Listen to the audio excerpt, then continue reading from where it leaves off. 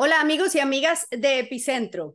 Este lunes 11 de septiembre se cumplen 50 años del criminal golpe de Estado ocurrido en Chile, que derrocó al régimen, al gobierno de Salvador Allende e impuso 17 años de una dictadura asesina, una dictadura que desapareció ciudadanos, una dictadura que destruyó las instituciones, que generó su propia constitución y que se quedó y que ahora años después se supo, además expolió las arcas del Estado. Son heridas profundas las que han quedado en la sociedad chilena y también un legado de la izquierda, un legado, si se puede llamar así, del autoritarismo militarista y un gran debate hoy, 50 años, sobre cuáles deben ser las líneas de conducción del país.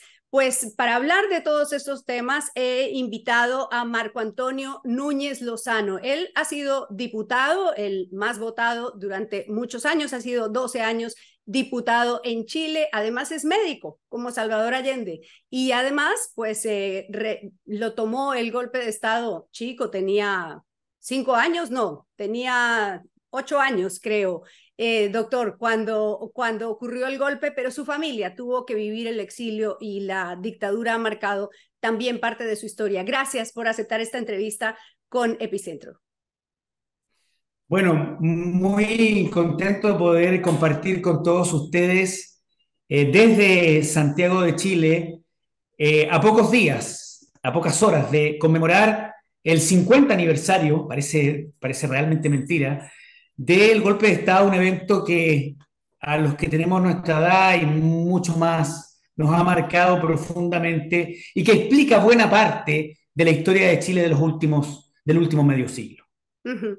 Es tan triste que cuando se hable de este momento que vivió Chile y que golpeó a toda América Latina, se habla más de Pinochet que de Allende. Así que yo quiero empezar por preguntarle por Allende. Quiero ser un poco rebelde ante la ola de 50 años de Pinochet. Bueno, hablemos de 50 años de Allende también y preguntarle si usted cree que ha sido sobrevalorada o subvalorada la imagen de Allende, porque si uno hace una búsqueda sencilla de Allende en redes, pues encuentra para unos que es el demonio rojo y para otros que era un ángel, un santo caído del cielo, ¿no?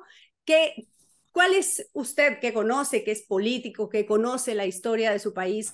¿Cómo podemos hacer esa valoración de Salvador Allende? Sí, es muy interesante y tiene sentido hacer una comparación, un cara a cara a 50 años entre el presidente Salvador Allende y Augusto Pinochet.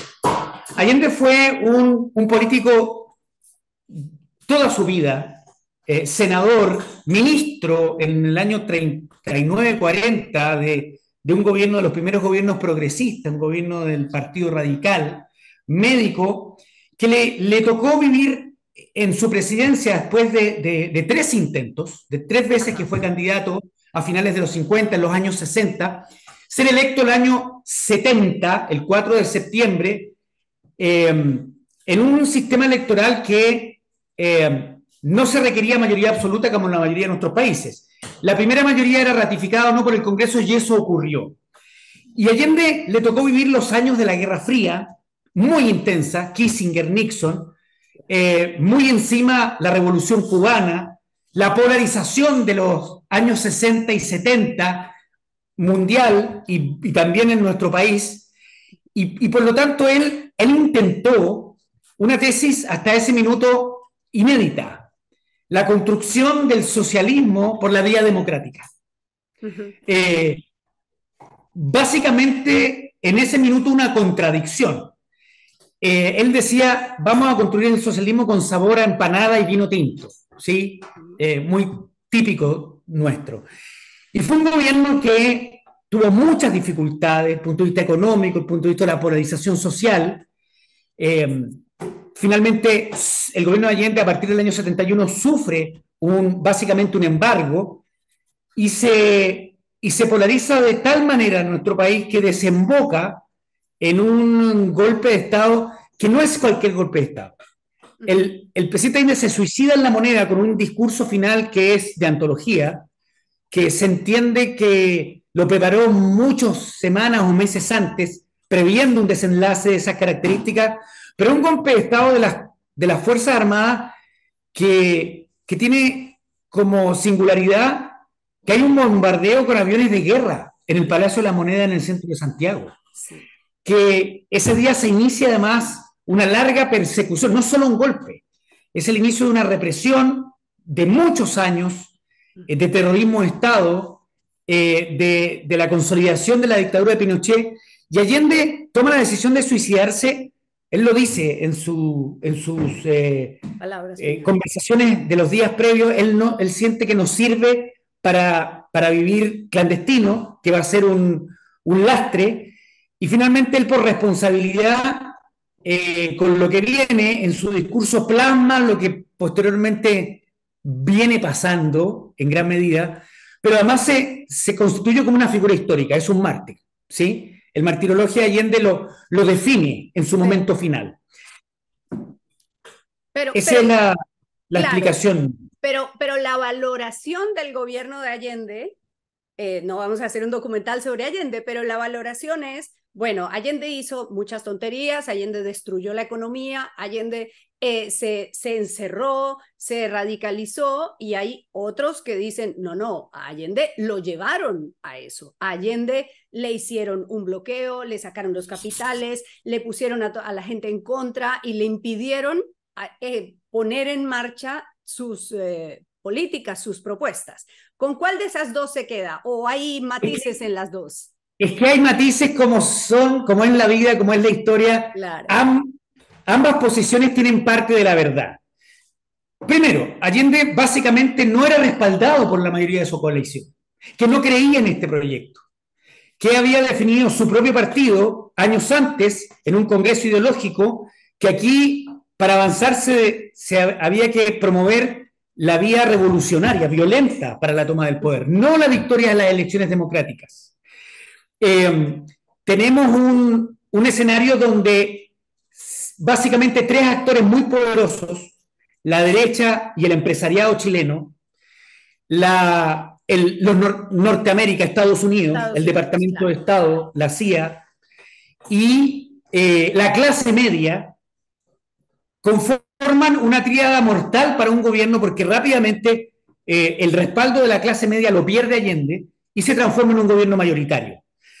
Días antes del golpe de Estado del 11 de septiembre, él quería llamar a un plebiscito. Estaba completamente consciente de la situación crítica que se vivía. No alcanzó a hacerlo. Recordemos que un par de meses antes existió un conato de golpe, el tanquetazo, en el mes de junio. Y por lo tanto, para ir a su pregunta, para ser objetivo, hay de las dos cosas.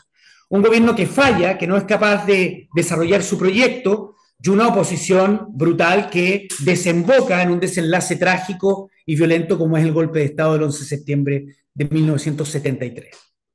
Sobre Pinochet está mucho dicho, hay que decir de él que fue un asesino sin escrúpulos, además un asesino ladrón, que pasó 17 años en el poder, pero también, que es muy sorprendente, que sale, así como es sorprendente que Allende llegue, imponga esto que usted dice, este modelo de socialismo a través de las urnas, que también sea a través de las urnas, que salga Pinochet. ¿Cómo recuerda usted ese proceso que además entiendo sorprendió a todo el mundo y sorprendió particularmente a Pinochet, que no esperaba perder? Es una muy buena pregunta, porque así como Chile, su vecino del sur, fue un experimento ideológico inédito, el gobierno de la Unidad Popular de Salvador Allende, también la dictadura de Pinochet tiene características únicas. No es solo una sonada militar, como ocurrió en la totalidad de nuestros países latinoamericanos, Pérez Jiménez, el golpe en Brasil, que fue el primero a mediados de los años 60, Argentina, un año después. Pinochet, a poco andar, decide en la práctica hacer una revolución real desde el punto de vista de la economía, y en un contexto de autoritarismo, ausencia de libertades, Absolutamente. no funcionamiento de las instituciones en el contexto de una dictadura, se instala el sistema económico neoliberal. Que es Los Chicago Boys. Exactamente. Jóvenes economistas, muchos de ellos, la mayoría que se forman en Chicago con Milton Friedman y asumen al poco andar a partir del año 77, 78 definitivamente, la conducción del Estado, civiles, y que realizan transformaciones desde la perspectiva neoliberal en el momento en que Thatcher ya inicia su liderazgo en Inglaterra, Reagan en Estados Unidos, en un momento muy clave para la historia de nuestro hemisferio occidental. Y son 17 años que comienzan a terminar el 5 de octubre del año 1988, también con una situación inédita, que es que una elección democrática, un plebiscito, un referéndum de continuación o no, como Pinochet como presidente, se le propina una derrota ciudadana, masiva, civil, pacífica, en una jornada realmente histórica y que da inicio un año después a los gobiernos democráticos que conocemos hasta el día de hoy. Son 3 momentos de análisis político, sociológico, histórico: el gobierno de Allende, la dictadura militar y la salida y el inicio de la transición con el plebiscito del 5 de octubre del 88. Ya, entonces, ¿qué pasa a partir de ahí? ¿Qué vemos? Quienes no somos expertos en historia chilena, vemos un país que crece, que se desarrolla, que tiene una democracia saludable, que logran tener unas sucesiones presidenciales tranquilas, incluso además una coalición de izquierda después de todo lo ocurrido, y de pronto algo ocurrió, hubo un crack, que es en el 2019 la gran revuelta que empieza aparentemente por el metro, pero que ya sabemos tiene mucho más que eso. Y ahí empezamos a ver que todo lo que nos parecía que era tan encomiable y tan admirable de Chile no era tanto. Había un malestar que no habíamos notado. ¿Qué pasó a partir de entonces en Chile? Entre el 11 de marzo de 1990, en que asume el primer presidente democrático, Patricio Aylwin, que perteneció a la coalición denominada la Concertación de Partidos por la Democracia, ocurrieron 30 años hasta el 18 de octubre del 2019, justo antes de la pandemia, donde fue nuestro estallido, tremendo, recordará, hace algunos años atrás. Sí. Básicamente fueron 30 años desde el punto de vista del crecimiento económico, de la consolidación de las instituciones, del establecimiento de un sistema de respeto a los derechos humanos, libertades, libre comercio, que no tiene precedentes en la historia de Chile. Yo creo que si nosotros revisamos nuestra historia republicana desde los inicios de la independencia, solo un dato. El 11 de marzo de 1990, el 40% de los chilenos éramos pobres, en el estándar Naciones Unidas Internacional de Medición de la Pobreza. Y a los 30 años, ese 40% se redujo a un 8%. Por lo tanto, el sueño de derrotar la pobreza claro. Se logró con creces, y no hay otro país de nuestras características que pueda mostrar esos logros, esos resultados desde el punto de vista económico y social, ¿sí? El problema es la equidad. Son los niveles de desigualdad consubstanciales en nuestros países latinoamericanos a una fase final de la transición donde tuvimos gobiernos de Bachelet, Piñera, claro. 12 años básicamente de que alternaron el poder 2 personas, y esto termina en el segundo gobierno de Piñera con un estallido que precede a la pandemia y que evidentemente a nosotros nos hace iniciar un nuevo ciclo. Chile está en búsqueda probablemente de la construcción de un estado de bienestar, de la reducción de las desigualdades, de la renovación de su sistema político, y esa transición es la que explica, sin duda, la victoria de Gabriel Boric hace casi 2 años atrás en las últimas elecciones presidenciales. Ujú. El lunes es la conmemoración de los 50 años, ya estamos preparados para eso, y nos sorprende en un momento que podría haber sido mejor. Chile hoy está polarizado, la situación económica no es como antes, hay descrédito de las instituciones, el Parlamento, los partidos políticos, el Poder Ejecutivo, la valoración de este gobierno es baja, y usted puede ver que han habido básicamente un intento de nueva constitución, Fallido. un segundo que está ahora en proceso y Sí. que si seguimos como vamos, También van probablemente a también rechazarlo. se va a También lo van. rechazar. Ajá. Entonces, ¿cómo explicamos que después de esta historia larga, Allende, Pinochet, la transición, la concertación, 30 años, estallido, pandemia, un proceso de nueva constitución que fracasa, y otro que tiene otro signo mayoritario del cual son los componentes de los redactores de la nueva constitución, que tampoco aparece, se vota en diciembre, estamos ya en septiembre, que tenga un gran apoyo ciudadano. Es Ujú. muy interesante de analizar el momento político chileno. Ajá. Bueno, pero entonces, ¿cómo lo explicamos? Porque por otro lado hay, le sumo otros datos. He encontrado algunas encuestas, una particularmente en la que se explica que es el momento de mayor valoración positiva de Pinochet. Hoy, 50 años después de ese criminal que fue el dictador Pinochet, que hay una respuesta de 36% de ciudadanos que dicen, bueno, los militares tenían razón para dar el golpe. Y entonces pienso, ¿qué pasó?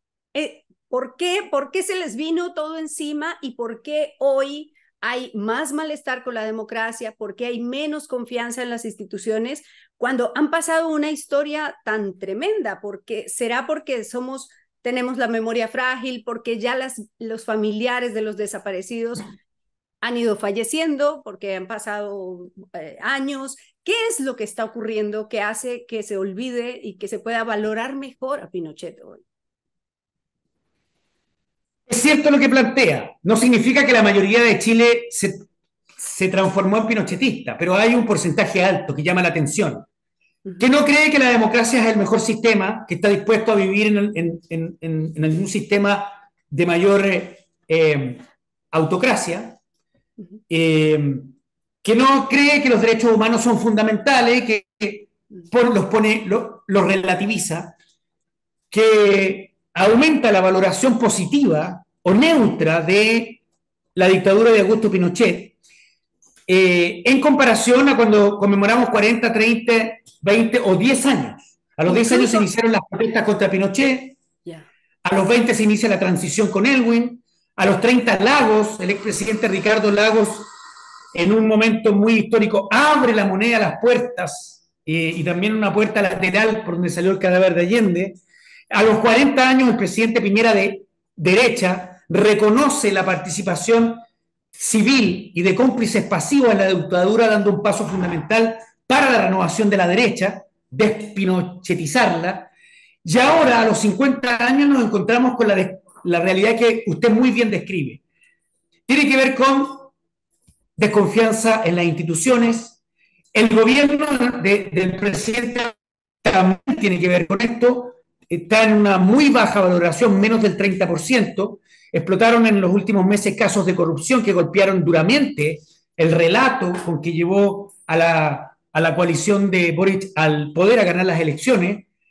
La situación económica es compleja, es difícil, y además pasan los años, ya hay nuevas generaciones que no vivieron en carne propia las consecuencias directas de lo que fue el vivir en dictadura en nuestro país, en Chile. Da para analizarlo más. Lo importante ahora, saber lo que va a pasar con nuestro proceso constitucional en diciembre, cómo culmina este gobierno, si es que vamos a tener nueva constitución y cómo reconstruimos nuestro tejido social, la confianza en las instituciones, fortalecemos la economía y lo más importante, volvemos a construir un gran pacto nacional transversal por el crecimiento, por el fin de la desigualdad, por la derrota de la pobreza y por el fortalecimiento de la democracia y el respeto a los derechos humanos. ¿Y usted lo ve viable? Yo tengo fe. Hemos salido de momentos tan difíciles en Chile, Sí. de situaciones tan críticas, de tanto sufrimiento, donde ya no hay esperanza. Y se lo digo porque yo cuando era niño me tocó vivir el exilio en Venezuela. Ujú. Chile era un horror, desde todo punto de vista. Años 75, 76, que coincidía con probablemente el año 77-78, el Producto Interno Bruto más alto en la historia de Latinoamérica, que lo tenía Venezuela por la crisis del petróleo, que para Venezuela era el boom del petróleo. La Venezuela saudita, Sí. eh, democracia, un país maravilloso, la única democracia, sí, Colombia también, pero con todos los problemas de la guerrilla, era un oasis en Latinoamérica.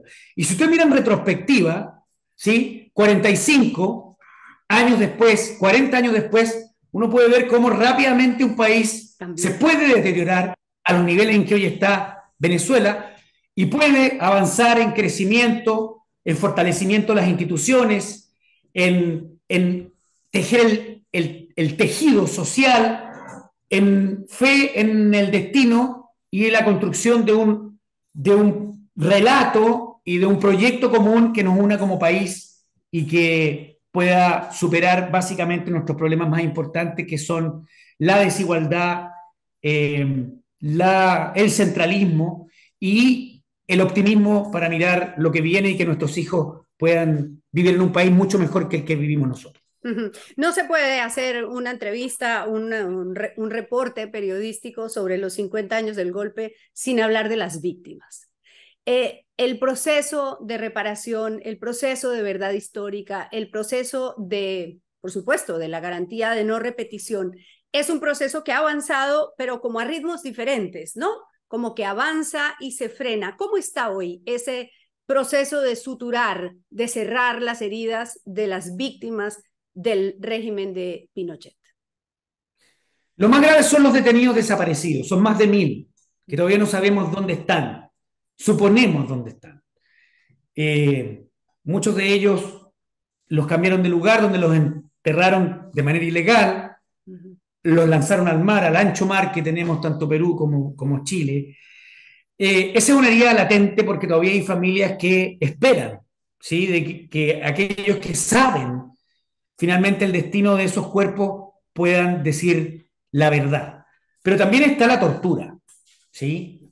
Miles y miles de chilenos, aquí se realizó un proceso de búsqueda de la verdad, de entrega de testimonios, eh, donde la reparación a veces es difícil. No es solo que haya juicios que terminen con culpables, que es importantísimo, pero también el reconocimiento del Estado de una deuda, de tanto sufrimiento cuando es el Estado el que comete esos niveles de terrorismo. Está también el exilio, eh, la cárcel injusta, la exoneración. Es una marca indeleble. Se ha hecho harto. Hay una cárcel especial, básicamente para civiles y militares implicados en actos de, de violación brutal a los derechos humanos.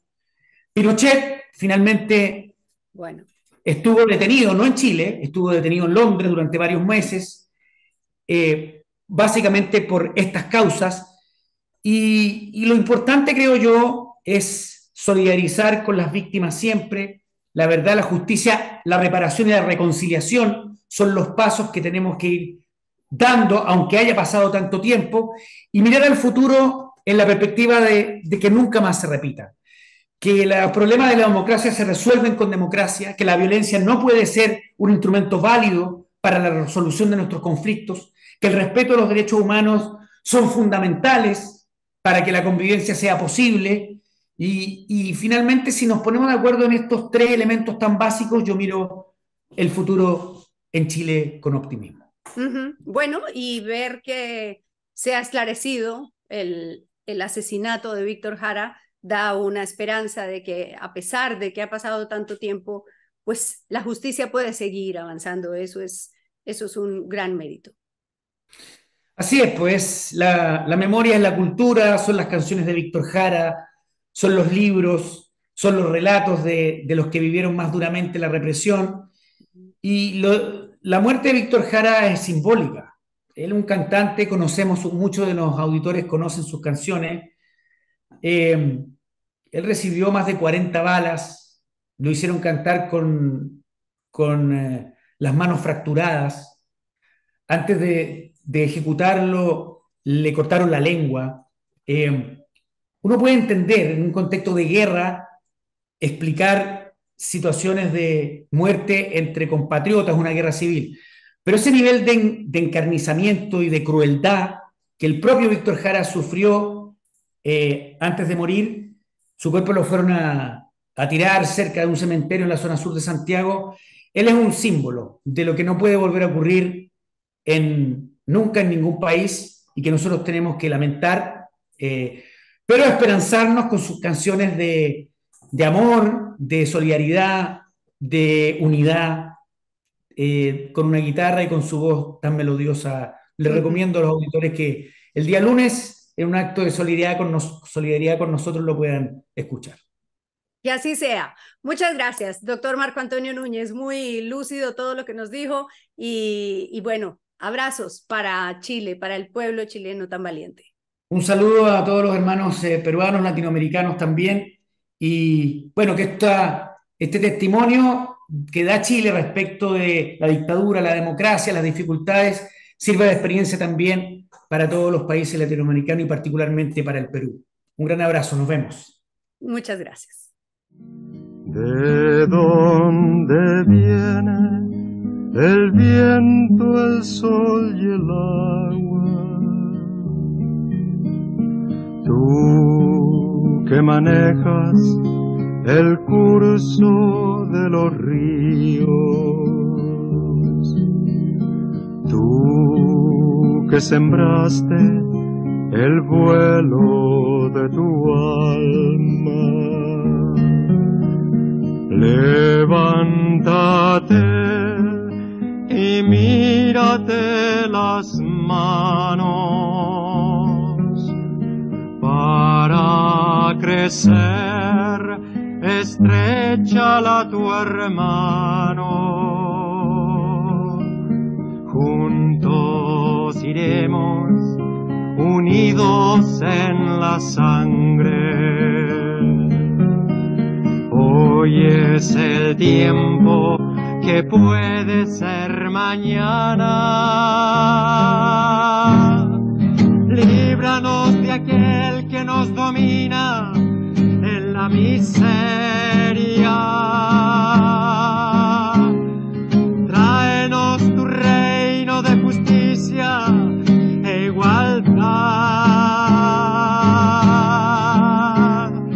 Sopla como el viento la flor de la quebrada, limpia como el fuego el cañón de mi fusil. Hágase por fin tu voluntad aquí en la tierra. Danos tu fuerza y tu valor al combatir. Sopla como el viento la flor de la quebrada, limpia como el fuego el cañón de mi fusil. Levántate y mírate las manos para crecer, estréchala a tu hermano. Juntos iremos, unidos en la sangre, ahora y en la hora de nuestra muerte. Amén. Amén.